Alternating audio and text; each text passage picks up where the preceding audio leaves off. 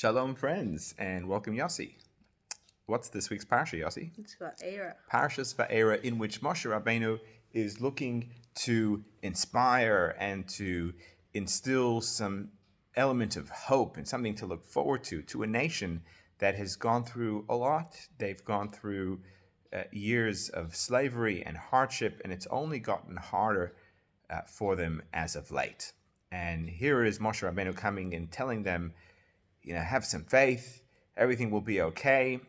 It said that not a single slave was able to leave and run away from Egypt. So here you have Moshe Rabbeinu coming along and saying, guys, have no fear, don't worry, we've got your back, and everything's going to be okay. So you could anticipate that there would have been some, questions as to, well, how real is that? And how effective is Moshe Rabbeinu's, magic going to work to all of a sudden take them out, something that just hadn't been done, something that hadn't been accomplished in the past. And the Torah relates to us that as Moshe Rabbeinu, yes, you listening, was coming to the Jewish people and he was sharing with them that, everything is going to be okay and we're going to get you out of this difficult time. It says that V'lo shamu el Moshe, which translates to mean? They didn't listen to Moshe. They didn't listen to Moshe, that's right. Mikotzer ruach. From shortness of breath. That's correct. From shortness of breath. Ome'avoda kasha. Hard work. And from the hard work. So they couldn't listen to Moshe. They couldn't really internalize his message because of shortness of breath. But ruach, Yossi, also means spirit. Right? We all know when we say there was a great ruach, which means there was a great spirit.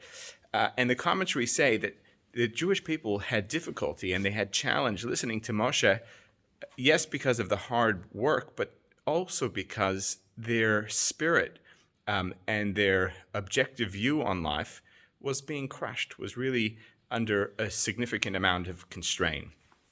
And Moshe then realized that it wasn't only his job to do the miraculous work and to physically take the Jewish people out, but he really had an important job ahead of him, which was to lift the spirit of a people that had experienced a significant amount of hardship to the point that it didn't only bind them and hold them as physical slaves, but on a spiritual level, their souls had been crushed, and their spirit, their excitement, their optimism and excitement about life had also been dealt a blow. And I think we could all relate on some level with everything that we're all going through, if it's personal relationships, if it's work, if it's, the new year, and, whoever knows what's happening with this silly virus, with this crazy virus.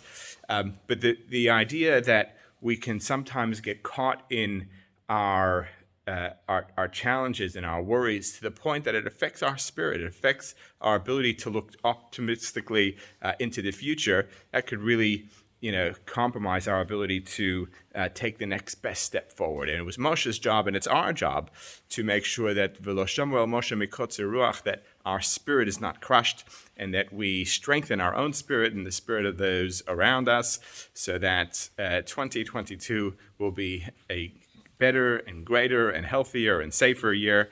And we've got to believe it, and we've got to hold that spirit strong for us and for all of our brothers and sisters, all Australians, and everyone across the world, our brothers and sisters in Israel. So, Happy New Year, Shabbat Shalom. Yossi?